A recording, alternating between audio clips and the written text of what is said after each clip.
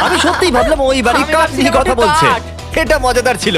এখানে বাথরুম দারুণ। তোমার বাথরুমের মধ্যে কি একটা কাউচ আছে? হ্যাঁ আছে। ও সত্যি? আছে? ওকে, হ্যাঁ। আমাদের মার্কেট লেভেলে যেতে হবে। নাম্বার 1 রুল হলো তোমার কাছে একটা হিটেড সিট থাকতেই হবে। তাহলেই হয়ে যাবে। যখন তুমি বসবে যে অনুভূতিটা একদমই হবে ঠান্ডা নয়। আমি মানছি তোমাকে আমি- $1,000,000 খরচা করতে হবে না খুশি থাকার জন্য। শুধু একটা বিডেস কিনে নাও আর একটা হিটেড টয়লেট সিট। কারণ আমি এখানেই বেশি সময় কাটাই। আমি জানি মার্ক টয়লেটের ভেতরে সময় কাটাতে খুব পছন্দ করে, কিন্তু আমাদের সময় এখানে শেষ হয়ে গেছে। তাই পরের বাড়িতে তোমাদের সাথে দেখা হবে।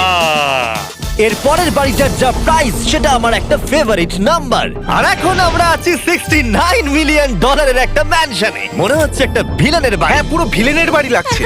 তোমার বাড়ির সঙ্গে এটা কিরকম পার্থক্য? আমার বাড়িটার থেকে এটা অনেক বড়। ও আচ্ছা। এটা সত্যি হতে পারে না, তোমার অ্যাড্রেসটা দাও।